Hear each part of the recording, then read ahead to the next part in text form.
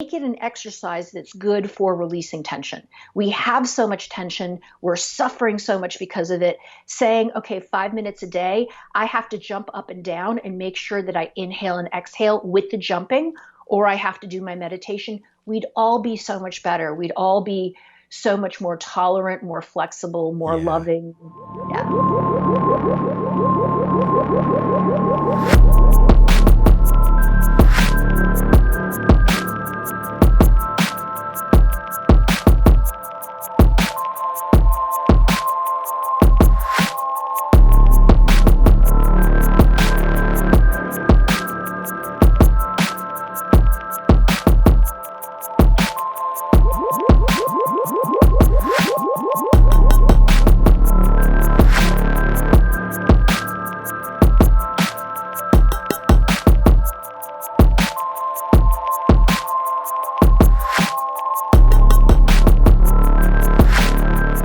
Our guest today is Dr. Belisa Vranich, a renowned clinical psychologist. She's a public speaker with a very, very powerful TEDx video about breathing, how we can breathe naturally and well.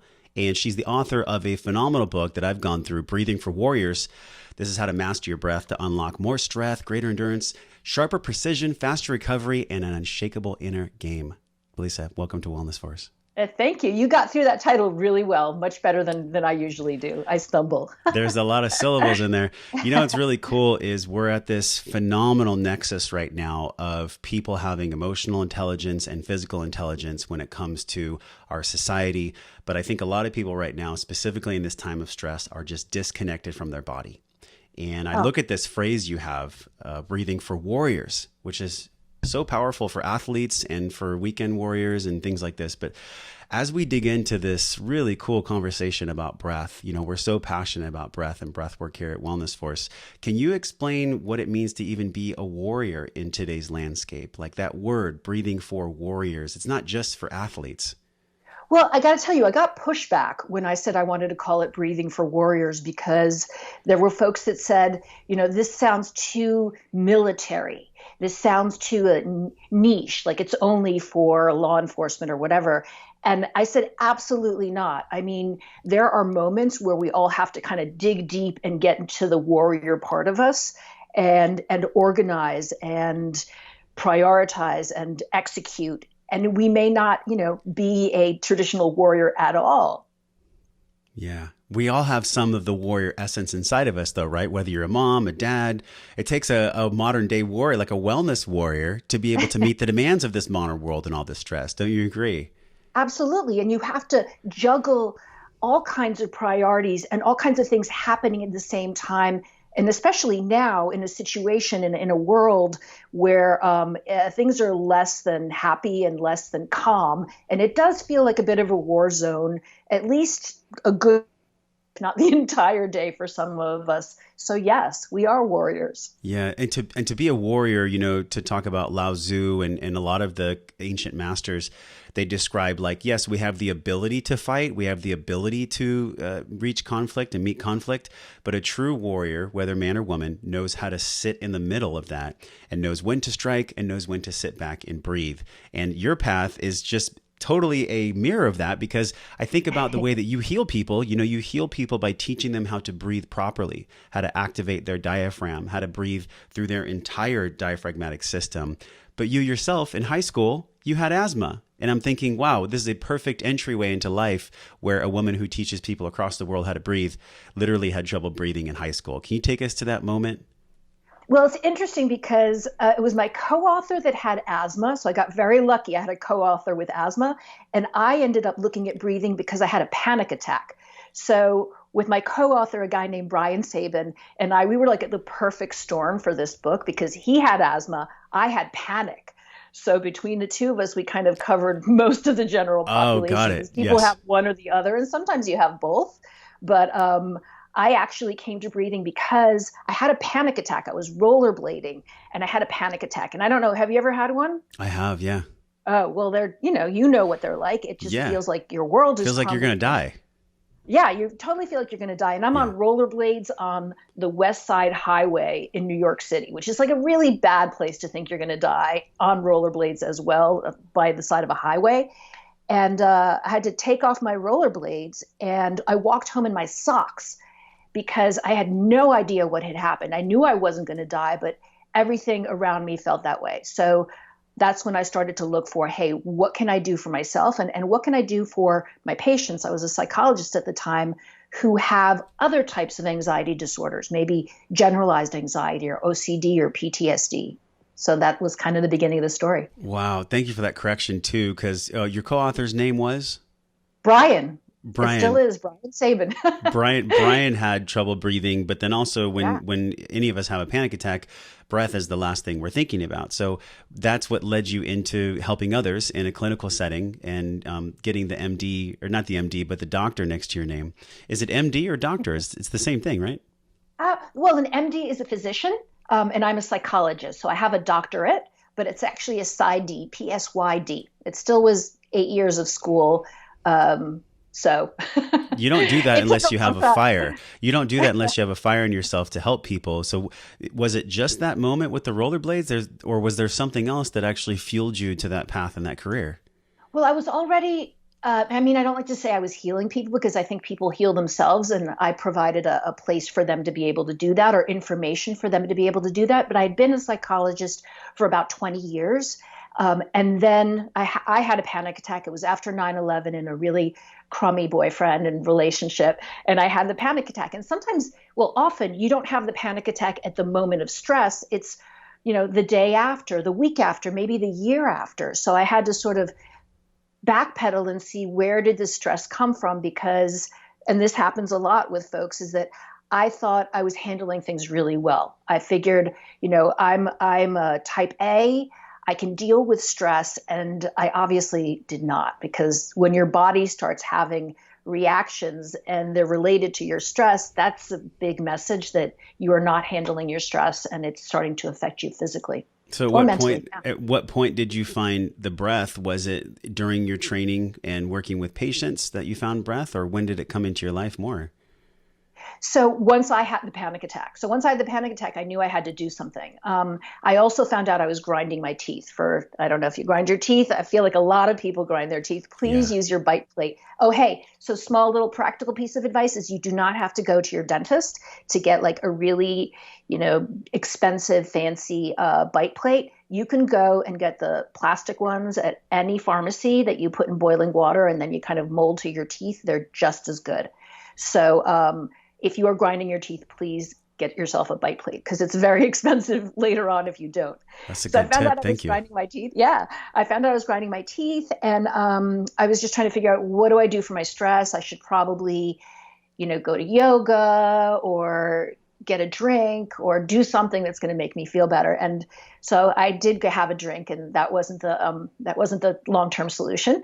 But then I went to yoga, not on the same day. And the yoga class, it took a while to find a class I really liked. And if you're looking for a yoga class, or you're looking for a sport or some kind of internal martial art that's going to help you with stress, keep looking, because it took me about 2 years to find a yoga class I liked. And then we would do breathing and yoga. We would do all kinds of interesting breaths with all kinds of complicated names. And I wanted more of that. I wanted to know where they came from and what they did and what happened to your brain and your nervous system. And I wasn't getting answers in yoga, even though there is some good research since then with yoga breathing. So I went to sports science, and I just started reading everything I possibly could about breathing in sports. And there was a good chunk of literature there. So that kept me happy for a while. Yeah. And it's interesting because most people are breathing wrong. In your videos and your media, you talk about the vertical breathing versus the horizontal breathing, which I want to unpack. We've had Dan Brule and Niraj Naik and Pavel Stuchlik on the show. Yeah. So we've gone deep into breathing, but sometimes it takes someone like you who's at the epoch, to come down the mountain and say these two specific terms that are so easy to understand. Am I a vertical breather? Am I a horizontal breather? Let's dig into that, because I've never heard that before.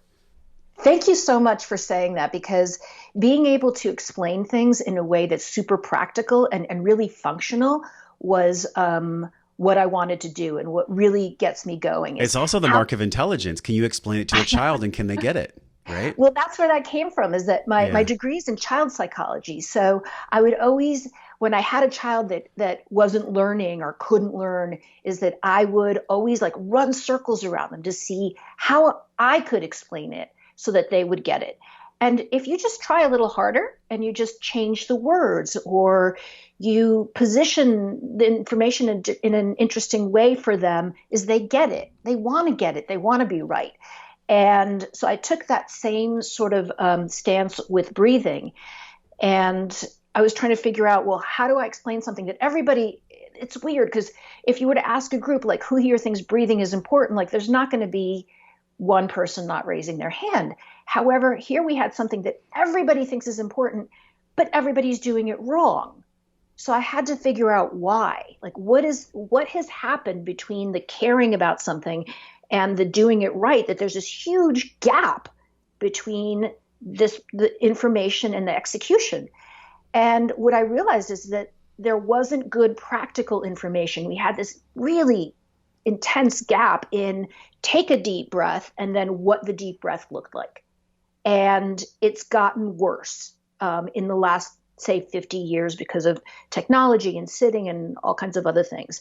So now we have to teach people how to go back and fix these things. And it's a lot like posture, is that your posture gets worse and worse and worse until you go to someone who actually puts you back as you straighten up. I see. I had a tiny little slant there, so you reminded me. Thank you. Yeah. But so, you have to go back and relearn how you're supposed to move and how you're supposed to be standing and how you're supposed to walk. And breathing is a movement, and we have to do the same thing with it. Yeah, this vertical and horizontal. In the TEDx, you had everybody in the audience take a breath. And it was like, if you saw their chest rise first, they were a vertical breather, right? If somebody's totally shut off from their diaphragm and disconnected. Can you talk about that? Sure. And you use the word shut off, and I love that. And it is really that our diaphragms are kind of locked up. It's almost like, think of like if you have tight hamstrings, right? Is that your diaphragm, if you haven't been using it, is locked up in your body. So you may think you're taking a deep breath, but it's been so tight for so long that you're not taking a deep breath. So it's really that you're sort of forced to, because of the muscles in your posture and all the rigidity in the middle of your body, and that doesn't matter what your weight is that you're now forced to breathe with your shoulders. And this is an auxiliary muscle driven breath. So if you breathe and you go up, you're using your shoulders, you're using your traps to get air into your body. And these neck and shoulder muscles were never meant to be breathing muscles, never meant to be primary breathing muscles. You should be breathing like every animal on the planet. So if you think about any animal at all, on the inhale, they widen, and on the exhale, they narrow. Easy peasy, right? So you look at yourself and you're breathing up and down. Doesn't make any sense at all. We were not built to breathe up and down. We were meant to be able to expand, kind of puff up, and then exhale, narrow, and we're not doing it. Yeah, the contraction of the diaphragm. Walk us through what happens there, because we've talked about this in many ways, but from a child psychologist, I'm curious how you might explain this. When we take a breath in, what's happening? What's going on?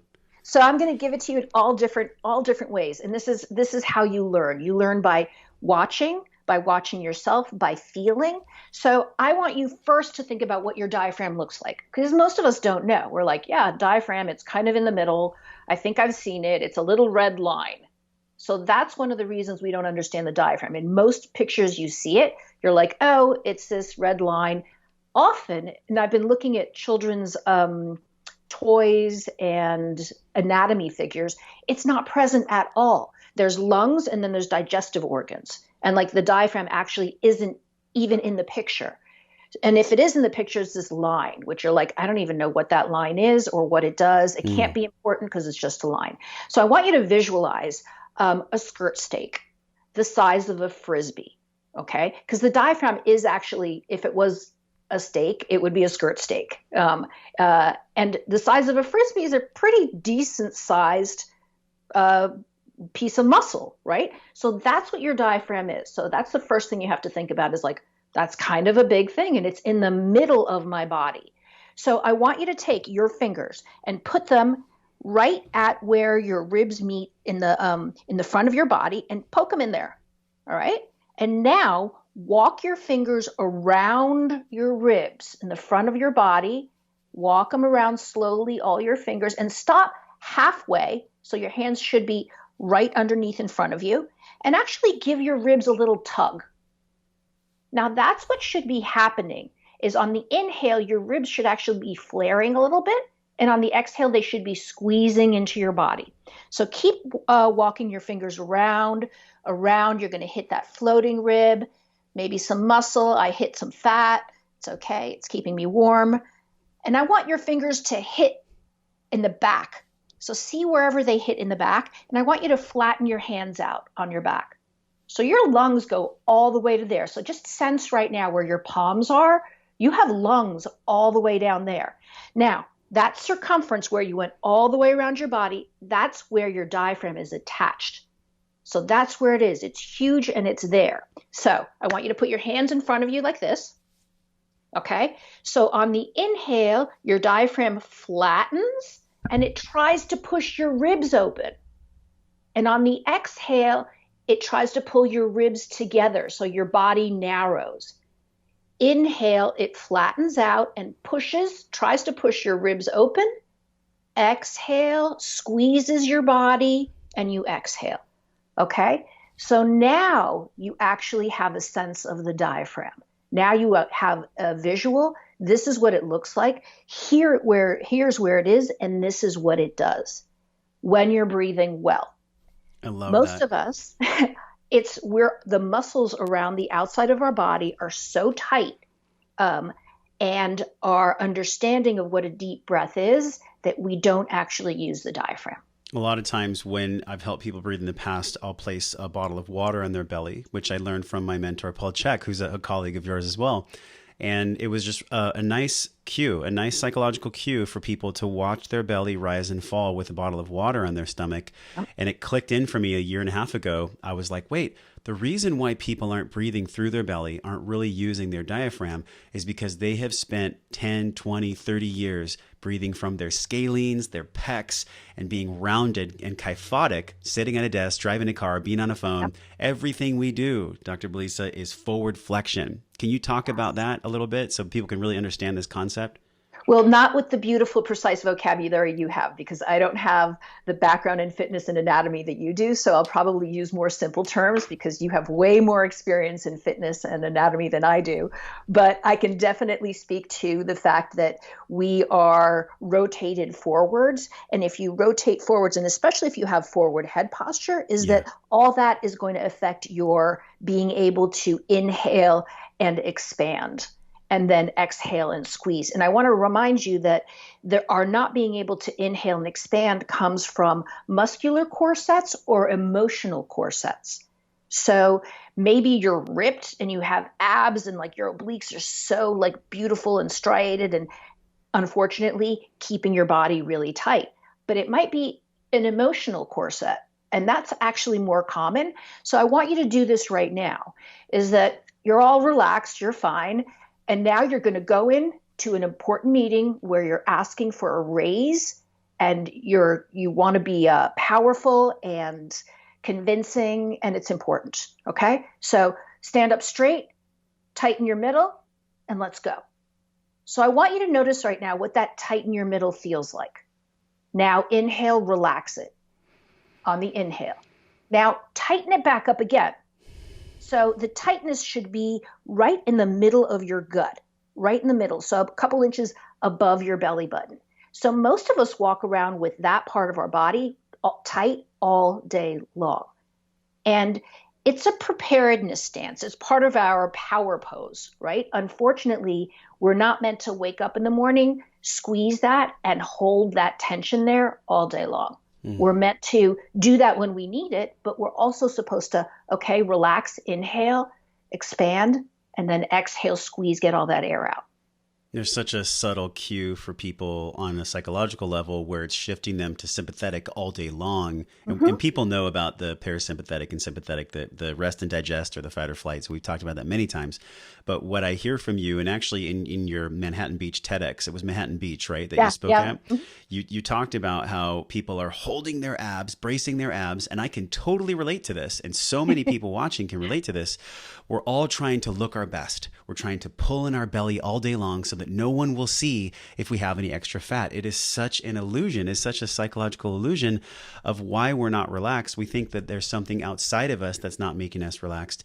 We hold the power to be relaxed. We hold the power to use our diaphragm and breathe correctly if we know, if we're aware. Can you talk about the awareness of bracing the abs all day long? I used to be 280 pounds, so I was always trying to pull in my stomach because I was get my feelings hurt if people saw my belly. Can you talk about the emotional connection to bracing the abs all day long and how that impacts breathing? Sure. I mean, if you're bracing or if you're just, you also can be guarding. That's another thing that you can be doing is that, and most people are doing a combination of bracing because they're stressed. They also have this impression that this is an isometric that's really good for them. Like I do this because it makes me strong. So for instance, I just had a patient and she does Pilates. So when I saw her, I said, can you unbrace your body? And she said, oh no, this is good for me. This makes me strong if I'm bracing all day. And, it doesn't. It affects your digestion. It affects your lower back, and you can't take a deep breath. So a lot of us think that, oh, if I'm bracing my middle all the time, this is actually making me stronger. And I want you to think about it is that if you have a weight and you're just doing this with the weight back and forth in a tiny little movement, that's actually not making you stronger. You have to actually extend completely, then flex, extend. And that's what I want you to do with the breath. Inhale, expand, and then exhale, narrow. So I understand that the inhaling and letting yourself expand feels weird. And I understand that it makes a lot of people feel vulnerable. However, once you exhale and realize, ooh, that's a lot of muscle, and you realize how much stronger your core is when you actually can inhale, expand, and exhale, contract and narrow your body, it gets a little addictive. And then you're like, oh, okay, I'm going to look maybe a little heavy for half a second, but then I'll be able to squeeze and really work my abs. So anyway, the guarding is something else that people do. So think about when you're a kid and you either fall down or you get in a tussle and you get maybe punched or in the middle of the body, or just have an injury that's rib or middle of the body related. Mm-hmm. Is that you guard that part of your body. So you try to not have people get near it, and you try not to move it.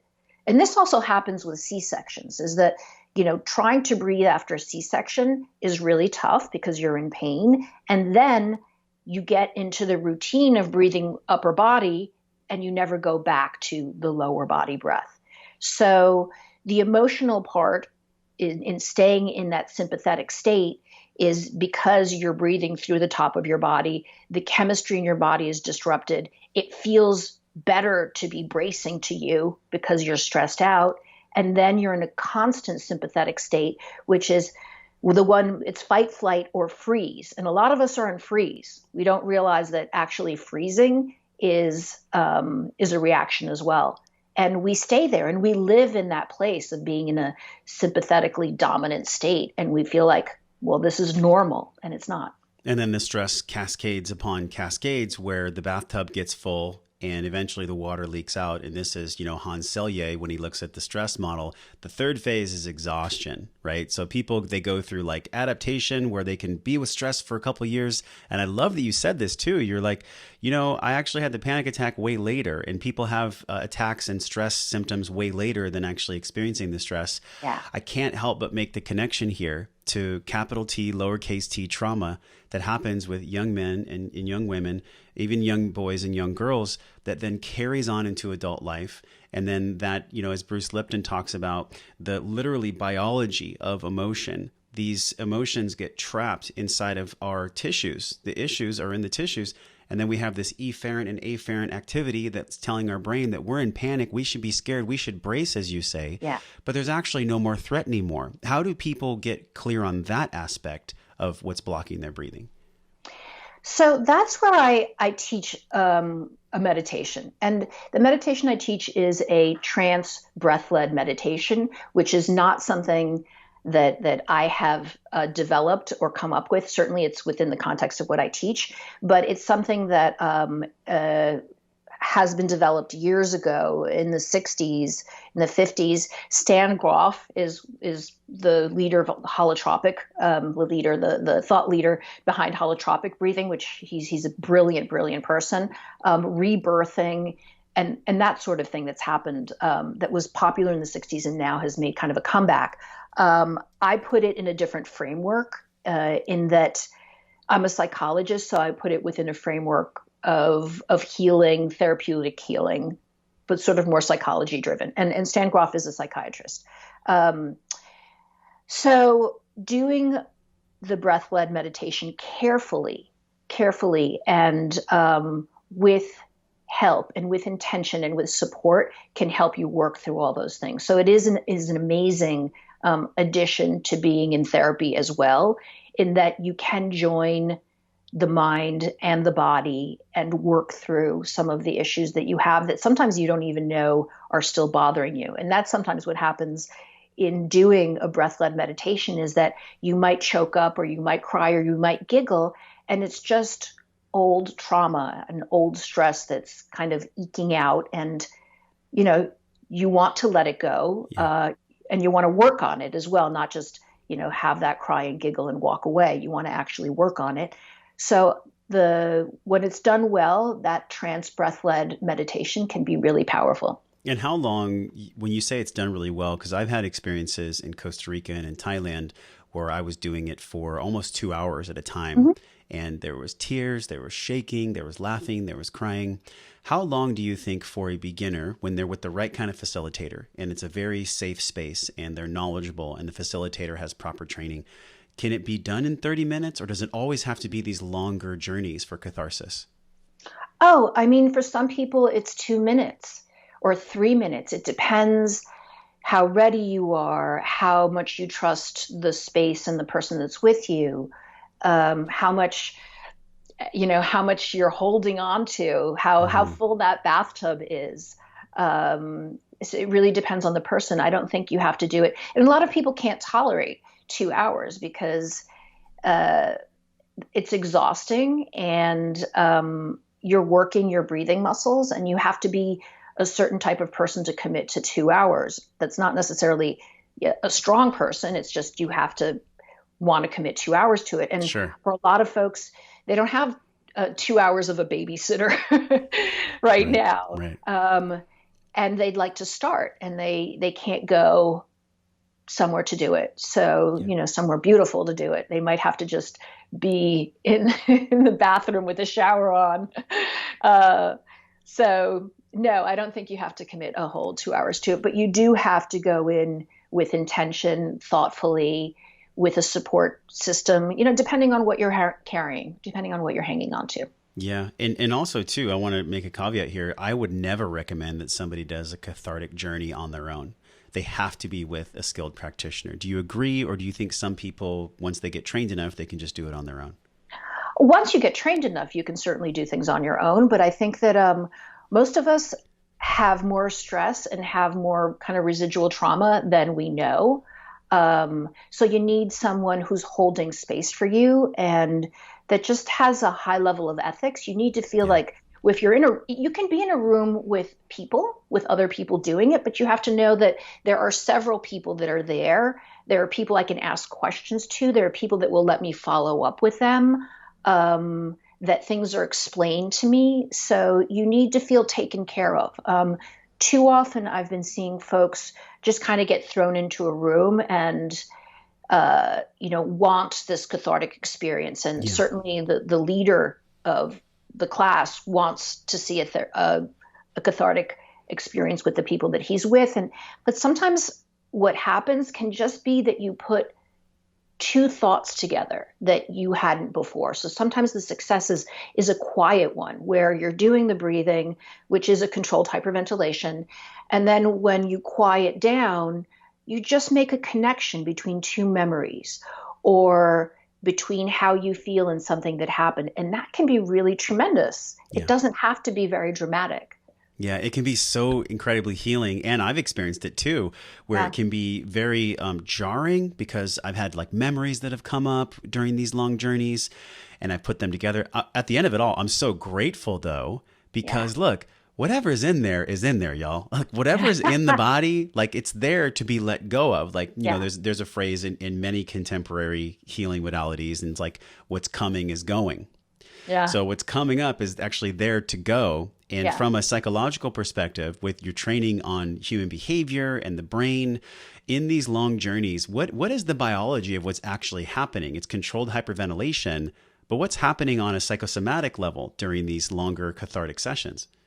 So what happens when you do the breathing is it's complex, and there's not a lot of research yet. Even though I can see in the next 5 years with the brain research we have, we're going to get some great stuff. But think about it. You are in a very vulnerable position where you're on your back. So I know that sounds super simple, but think about psychoanalysis, Freudian therapy, is that you're on your back because it's vulnerable. You don't have anything in front of you. You're looking at a ceiling. So also whatever's happening is coming from the inside. You're unbracing your body. And this may be the first time in 10, 20 years that you're getting told to breathe in a way that you're unbracing your body. Because think about it, standing up, somebody tells you to take a deep breath, you're probably still going to brace, and you're not going to take an expansive breath, partially because your diaphragm is also a muscle of stability and balance. So it's hard to take the deepest breath you can when you're standing because your diaphragm does both. So if you're on your back, you can actually take a really deep, expansive breath and not feel shame about your belly in that place. And you're in a neutral place on your back. So already the setup is for you to feel safe, comfortable, and uninhibited. So the controlled hyperventilation changes your body chemistry. And certainly if you're breathing with a lower body breath, you are getting yourself into a more parasympathetic state. And all of a sudden, your coping mechanisms that are about controlling and pushing down either start to break or you start to let things come out.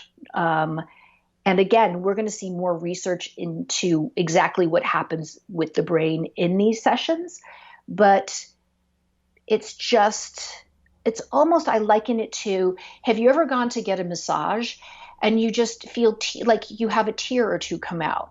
When you're getting the massage. And it's a moment after, usually you're getting the massage and then you take a deep breath and you're like, oh, I'm so grateful to be here. And sometimes you'll shed a tear and it'll kind of be odd, but your massage therapist sees it all the time. So it's this moment where you're relieved, where you're calm, where you feel taken care of, and all of a sudden you can let go. And you're being told this time is for you. You need to let go, because often we're trying not to cry or trying not to emote too much or trying to keep control because we're juggling all the things we're supposed to be taking care of. But this is a time where we're allowed to. In fact, we're being instructed to let go. If you want to giggle, if you want to cry, it's fine. You don't have to understand it. There's no judgment. Just let it go. And this is exactly sort of what I talk about. Exactly what I'm saying right now is what I say when I do a meditation, is that there's no judgment and you don't have to understand why. And I remember when I first started teaching, I was at the DEA working with drug enforcement agents and Border Patrol and first responders. And I remember telling them before, you might giggle, you might cry. You don't have to tell me why. And that's odd because you usually think a psychologist wants to know exactly why. Sure. When did this happen? When in your childhood? How did you feel about it? And I said, I don't need to know. In fact, you don't need to know either, but just let it out. Whatever it is, just let it out. And you don't have to diagnose it or take it apart. Just enjoy the fact that you have let go of some tension. Wow, there's so much to unpack there. So first thing I was thinking of, I was visualizing when you were saying this, was laying on our back and how freeing that is, how we can let go of, quote, the shame of having a belly or whatever it is.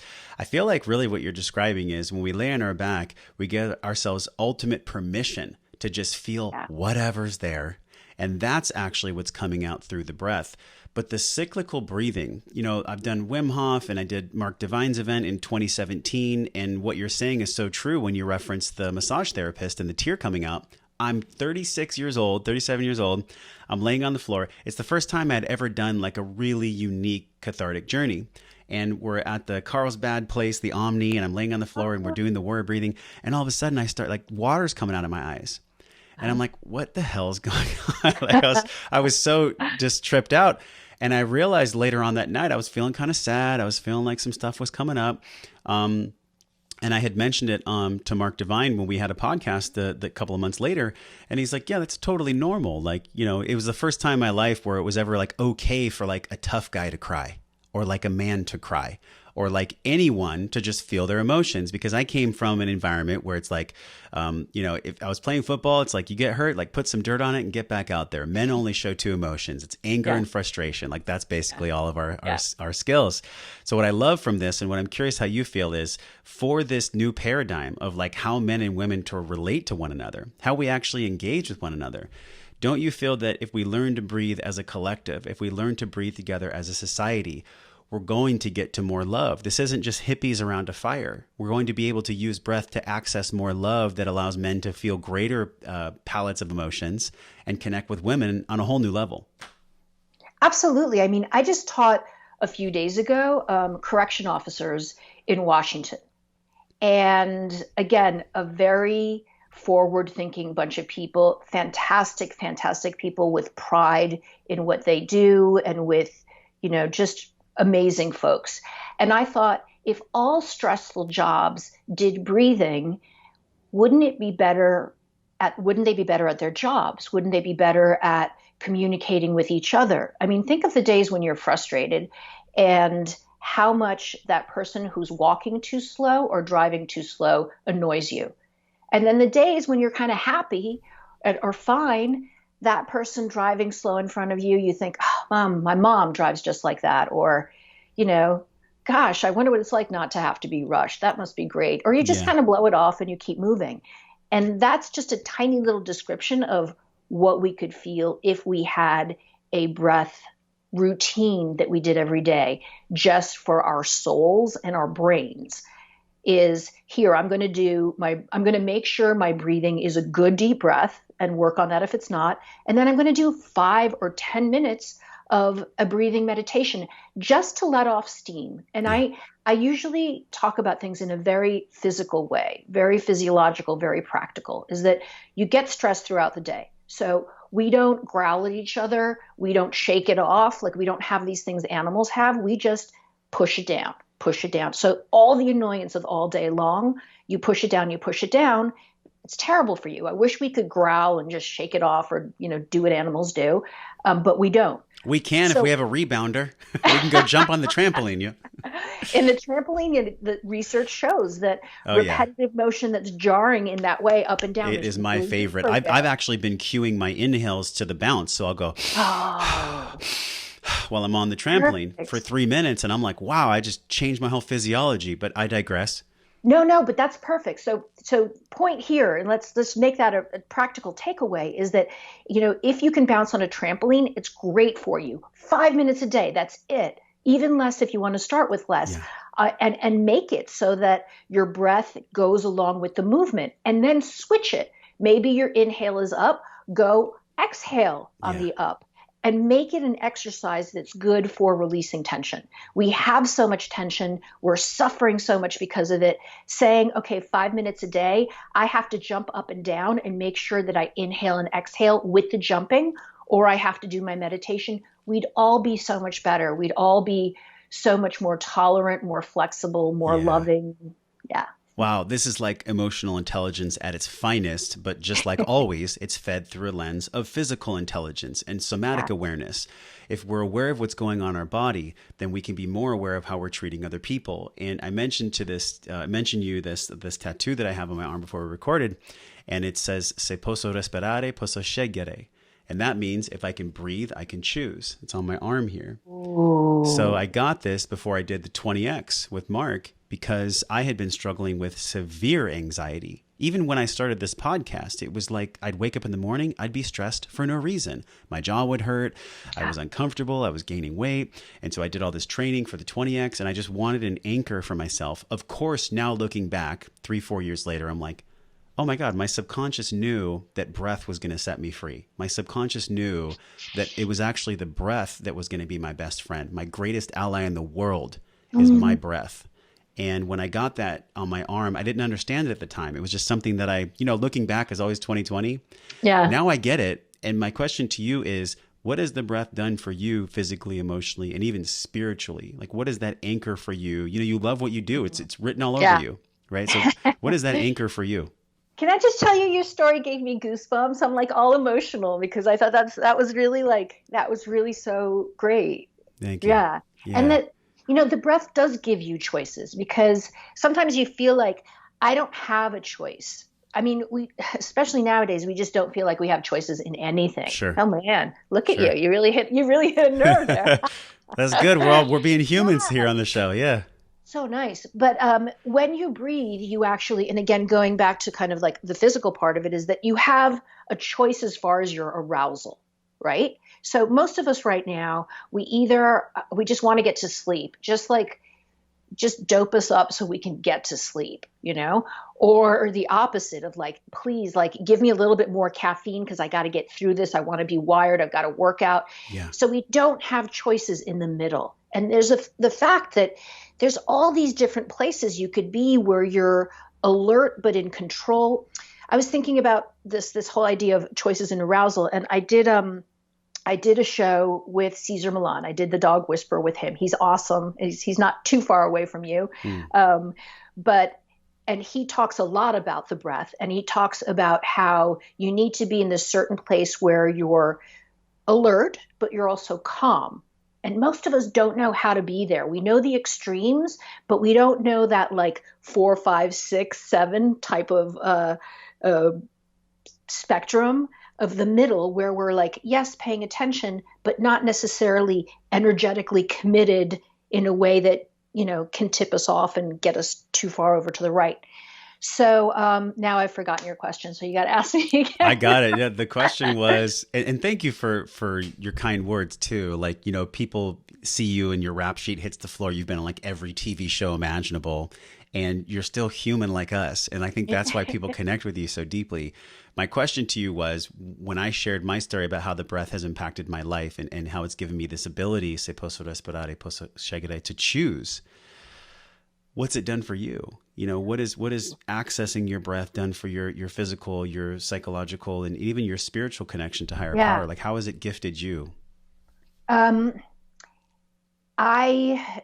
has to do with career, in that when you start to learn how to breathe and when you actually kind of connect to it, and most people that have a calling of like, I know I can't breathe. So they know something is wrong intuitively. And they start figuring it out and start realizing, oh, the biggest part of my lungs is down here. Yeah. Oh, I am sort of tight around here, or I haven't taken a deep breath in so long. So that intuitive nature about it, when I tapped into loving teaching breathing, it just became overwhelming, in that it's all I wanted to do. Is that, talk about, I'm working on my work-life balance, because I could just read and teach and not have a work-life balance. I should probably go out, not now, of course, but when we're allowed to go out and have a little bit more of a social life. But it was overwhelming for me, because there was so much amazing information, and people would get better in ways that I never imagined. Is that just letting them breathe and just coaching them to breathe like they used to got them feeling better and healing. I didn't know anything about I knew the basics about digestion and lower back. I was a psychologist, and I'd have people come in and say, you know what? I've had acid reflux, or I've been constipated for so long, and all of a sudden now breathing diaphragmatically, my digestion's gotten so much better. That was a surprise to me. I wasn't trained in that, so I actually had to go and do a lot of reading and seek some supervision, in that all of a sudden people's digestion was getting better. And same thing with lower back pain, which now I understand why, because your diaphragm is actually connected to your lower back. But it made such a huge change in physical and emotional health that I realized that I need to teach as many people as possible, as quickly as possible in my lifetime, because it works, and you own it. It's right under your nose. So that's how it changed my life. Wow. I look at this component of fatigue, like we get decision fatigue. We all get tired. It's like part of being a human is that we sometimes get tired. But I love the quote in your book from Vince Lombardi, and it was, "Fatigue makes cowards of us all." It's so eloquent, right? Because people look at him and they're like, oh, he was one of the greatest football coaches of all time, but he had these unique little wisdom bomb drops. And the fact that you both quoted this in your book, Breathing for Warriors, when we look at fatigue, yes, there's physical fatigue, but most people forget, like, there's cognitive fatigue as well. If we're not breathing properly, not only do we get physically fatigued, but we get cognitively fatigued. Can you talk about this fatigue component and how breathing actually gives us more of a bandwidth for energy? Well, think about the days that you're in front of your computer all day long, and there's plenty of us that work in front of a computer all day long. The end of the day, that's me. But I got my trampoline, so I jump on the trampoline and I breathe. And that's perfect. I do my push-ups and I do my yoga. Well, the being exhausted that you get at the end of the day, and sometimes it's puzzling. I've been sitting on my ass all day long. Why am I so tired? Why am I so tired? And that's brain tired. But a lot of what that tired is that you're sitting and you're not moving. Okay. So you're sitting and you're probably not sitting in a good posture, but you're not breathing. So you get energy from your breath, just from oxygen. Oxygen is cell fuel. So if you're not breathing between the work where you're sitting, is that you're going to get tired. So there's that kind of tired. There's the tired of, I haven't moved and I haven't been breathing because I'm not moving. And then there's the tired that has to do with your breathing muscles not being strong. And that's a different kind of tired. That's the tired that Vince Lombardi was talking about. That's the tired that I also have a quote from Sam Sheridan's book. I think it's A Fighter's Mind, where you have an athlete that's an incredibly well-trained athlete that's young and strong, and they get fatigued, and it's puzzling, like why. And everyone who coaches has this person on their team where they're like, he or she is so talented, they're so driven, they're so this and they're so that, but I don't know why their cardio is so bad, or what happens that they give up. Maybe they don't have heart, and what it is that they might have good cardio, but if your breathing muscles aren't strong, just like any other muscle in your body, you're going to get tired. But since there's no burn, like the burn of fatigue in the rest of your body, is that you're not going to know why you're tired. And you're just probably going to think, oh, I don't want it enough, or gosh, I'm such a punk, I'm such a wuss that I'm not pushing myself harder. And it could simply be that your breathing muscles are just not trained and they're not as strong as they should be. Mm. That's profound, because I think about the breathing muscles. Most people think, oh, it's my lungs, I got to strengthen my lungs. No, there's a lot of cast of characters, right? Intercostals, diaphragm, TVA. There's a lot that goes on there. So can you talk about the biology of the breathing musculature that makes us strong so that we can be less fatigued? Sure. So it's interesting because people think, oh, I need stronger lungs, or they say, like, I'm working out my lungs, or they actually think that the lungs are a muscle. And it's not your fault if you think that, because usually when you see an image for respiration, for breathing, you only have the little lungs. You have those, you have some clip art of little lungs. You never show the diaphragm, or if you do, it's just a little line. So your lungs are pretty much like slabs of cake. So if you were to make like a little slab of cake, that's your lung. It does nothing on its own, nothing. So what happens is that it's in your thoracic cavity, it's in your rib cage, and your rib cage expands with muscles that pull it apart, and now air goes in, and that's how it gets into your lungs. And then the rib cage squeezes together, if it's working well, and your lungs, the air comes out of your lungs. So that's how you breathe. So your breathing, your ventilating, is actually powered by the little muscles that are between your ribs, which are called your intercostals, the diaphragm that's below, and all your core muscles. And if those aren't strong, then they're going to fatigue, and they're actually going to take up more oxygen than you want them to. How so? How do they take up more? So what happens is that there's priority. So your muscles it's called blood stealing, is that your breathing muscles take priority. So think about when you're doing your sport and your arms and legs start feeling heavy. Yeah.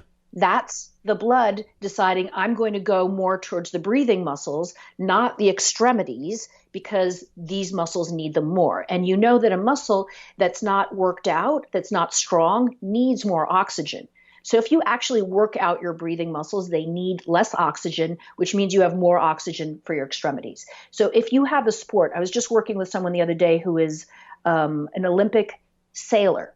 So it's a team of two women, and they have a boat, and they're Olympic athletes. And I thought, when she first called me, I thought, oh, well, sailing, you think of, someone in a cute white outfit and a drink on a boat. A little sailor cap and a martini. Yeah, there's a sailor cap involved, and Right. usually a scarf.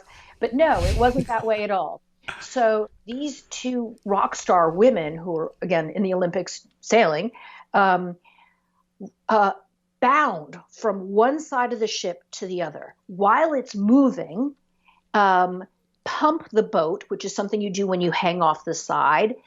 They go very quickly. There's other people that are also doing the same thing and often may yell at each other. It's a much more aggressive sport than you'd think. And then in the middle of all that, they have to do a lot of things that are fine motor. So here's where it gets really kind of mind-blowing, is that you understand the large movements, okay? So you're jumping from one side to the other, you're holding things, but now in the middle of all this, you have to get something really tiny and put it into and pull. Really fine motor skills. So think about, for them, is that if their breathing muscles aren't strong, all of a sudden you don't have the blood to your fingers, you don't have the fine motor coordination that you need. And that happens, all the time in other sports that might need fine motor, or if you need fine motor in your daily life and your breathing muscles aren't strong. So, pretty fascinating when you start going down that sports science track. Wow. I'm thinking about the intercostals, this musculature. I think I even saw on your Instagram a while back, you had a cadaver, and it almost looked like it was honeycomb material. Like, people forget, like, the muscle spindles, they get fed blood and nutrients. Everything we eat actually can impact our breathing. I think about a guy that I used to follow a long time ago. His name was Robert Yang. And he talked about when we eat the right foods, we can actually breathe better because we're less inflamed. There's less histamine. Yeah. Do you follow a certain diet, or do you recommend to athletes and people you work with, like, certain foods for optimal breathing? You know what? There are so many great people out there that know nutrition well, that I am smart enough to know when I don't, then I'm not an expert at something. Sure. to send it out to people that are amazing at that. Because I don't think enough people do that, is that I can't be everything. Right. So I'm not even going to pretend with nutrition, because it's such a complicated and interesting and complicated theme. Yeah. So I'll do basics. But for instance, I will talk about digestion and why the diaphragm is important in digestion. So I'll sort of keep it to things I know. And I can tell you is that, remember that little hand motion that you made before? Right. Is that your gut sort of pumps, and it needs the massage of the diaphragm that's above it. So it's called peristalsis. It's this wave-like motion of digestion.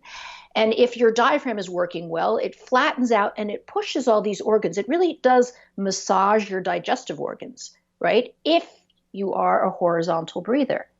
Now, if you're a vertical breather, what's your diaphragm doing to your intestines? Nothing. Exactly. Absolutely nothing. So if you're breathing, and I need you to imagine that this is a body right here, here's the diaphragm.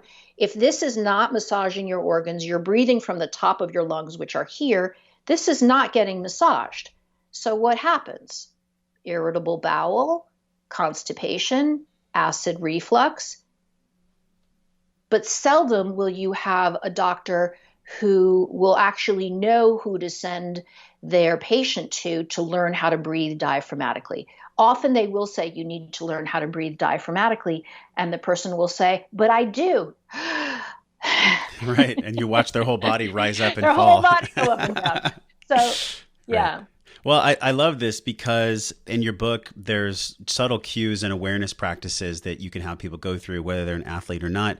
One thing that I love, and I'm curious how you feel about this, is foam rolling with a soft foam roller, massaging the internal organs and just actually opening up the stomach area and the diaphragm and the solar plexus before doing any breathing. If somebody's super bound up, do you recommend that they use the right kind of tension foam roller to just release the front panel a little bit? So I don't. And I'll tell you why. Is because to be able to release the muscles that we need for breathing, we have to do it from the inside out. It can't be from the outside in. So that's why, let's take a particular exercise and one having to do with intercostals, is that I remember, so first think about your intercostals. If you eat ribs, or if you know someone who eats rib meat, is that the intercostals are actually rib meat. So between every single rib, you have muscle. So you have internal intercostals and external intercostals. The external pulls the rib open, the internal pulls it closed. I know you know this. So what happens is that because we're so tight, is that these muscles now tighten up and they don't move. So you don't have flexibility in your thoracic cavity. Okay. And if you take a foam roller and put it on from the outside, well, that's not really doing very much to the internal intercostal. So what I want you to do is inhale. So you're taking that compartment that is your thoracic cavity, inhaling, now stretch it. Now you're stretching all those muscles on the inside. So it's more about taking a breath and then being able to stretch your body to get those muscles to let go. Because with a lot of us, it's not that we need to compress ourselves more. Some people do, though. Some people, I will go back to this in a second, but a lot of it is inhaling and then stretching because you want things to stretch from the inside out. That's so powerful. I'm thinking about like a upward dog or certain positions in yoga that has people doing breathing while being in an open, extended position. Is that what you're talking about for increasing that area? Yes. So for instance, with the intercostal stretch, and I'm actually going to ask you to do this right now. You might mess up your hair, but is that I want you to put your bicep on your ear. Okay. So make sure it stays on your ear, your forearms on the top of your head. Take your hand and turn it up towards the ceiling. And the reason I do that is because often folks are down here. Their elbow is this way, and I actually want it going up towards the ceiling. Now you're going to inhale and push your side open. So I almost want you to take your ribs and push them open on the side. And now when you exhale, squeeze and try to bring your ribs back into your body. Okay, try that again. Inhale, push your ribs open and really push your side as if it's going into the middle of the room.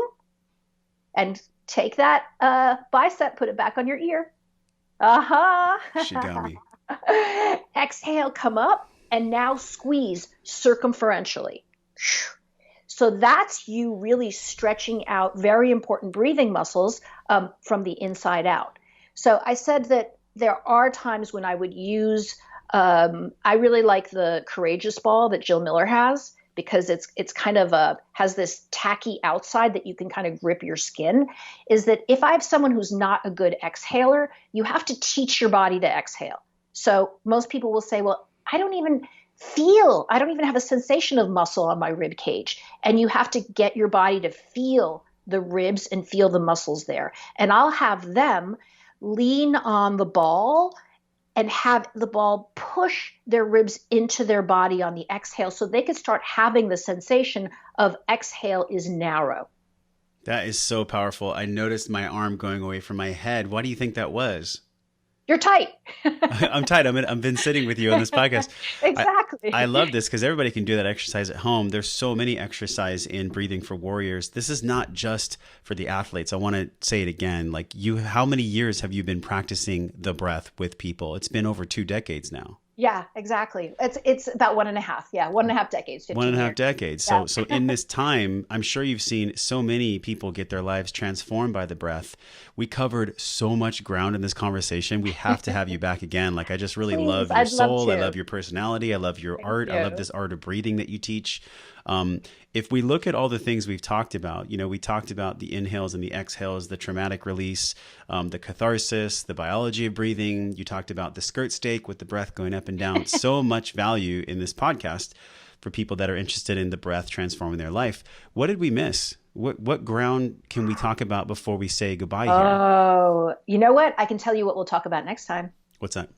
So we'll talk about kids and why the breath changes. We can talk about the pelvic floor and how that's related to breathing.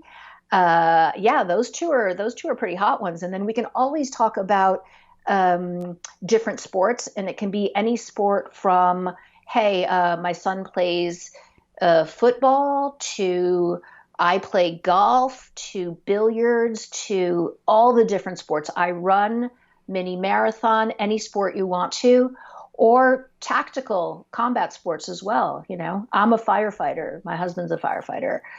Yeah, there's all kinds of good stuff. Amazing. Well, it's thebreathingclass.com for people that actually want to learn it. Breathing for Warriors is the book. We covered a lot of physical aspects. We also talked about the emotional component of breath. But I do believe that in the nexus of wellness, there is the spiritual component. Do you have a connection to somewhat of a higher power, however you want to define it? Oh, absolutely. I mean, love. It's love. Yeah. It's like, you know, it's pretty simple. That is pretty simple. Simple does not always mean easy, right? We're in this time right now where just because we know that love is all there is and love is most important, we're challenged. We're challenged as a society, as men and women, as human beings. Do you have any parting guidance on how the breath can allow us to love more? Letting yourself expand. And inhale means you're going to be able to connect better. And being able to exhale and really exhale well means you're going to be able to let go of things and forgive. And we all need to be more intuitive, more creative, more flexible, and more forgiving. And the breath can give you that. I'm thinking about like inhaling the stress and then exhaling, squeezing it out, letting it go. Exactly. Like literally almost visualize the little particles of blackness like coming out of my mouth. Like I'm letting go of the stress. But first, and most importantly, we have to breathe it in to know that it's there. Otherwise, it's just running in the background. We're not ever breathing in or breathing out. Last question for you, Dr. Belisa. I think about the wellness component in all of our lives. And I shared with you before we started this podcast, like 10 years of fitness, I realized that everybody just wanted to be well. Everybody wanted wellness. How would you define that? You know, what does wellness mean to you? What's your definition of wellness? It's when your body is completely in sync. So for instance, I posted something a while ago, which is that the breath is the mind-body connection. And if we can stop compartmentalizing things so much, is that wellness has to do with your body being happy, but also your brain being happy. Thankfully, we're talking a lot more about mental health this year so that everything be in sync. And I think that's why I love the breath so much, because your heart is in the middle, your diaphragm is right below your heart, your lungs are massaging your heart, and right below it is your second brain. So the whole system is coordinated when you can start breathing well. So profoundly put. I love your wisdom. I love the real gems, the gifts that you've given us today. So thank you for coming on the show. Where can people connect with you besides thebreathingclass.com? How do they reach out to you? How do they get to know you more online? Sure. Instagram, although I'm trying to not go on it as much as I do. But Instagram is my name, Dr. Belisa, and Facebook. I'm up on Facebook as well, and thebreathingclass.com. And I do answer questions all the time. I do a teacher training as well because I can't do all this work myself. Sure. So you need I facilitators. love teaching. Yeah, I need people to teach as well. And like I said, I may not answer immediately, but I do answer everyone. So please reach out. Well, deep breath. Thank you for coming on the show. And thank you for all the ways that you've just followed your heart's calling. You know, you said before we recorded, like, I'm most grateful for this work. I'm most grateful for what I do. It radiates from you. And if we can all learn to breathe more, we can choose more. And when we choose more, we can come from that place of love. So thanks for coming on the show. Thank you.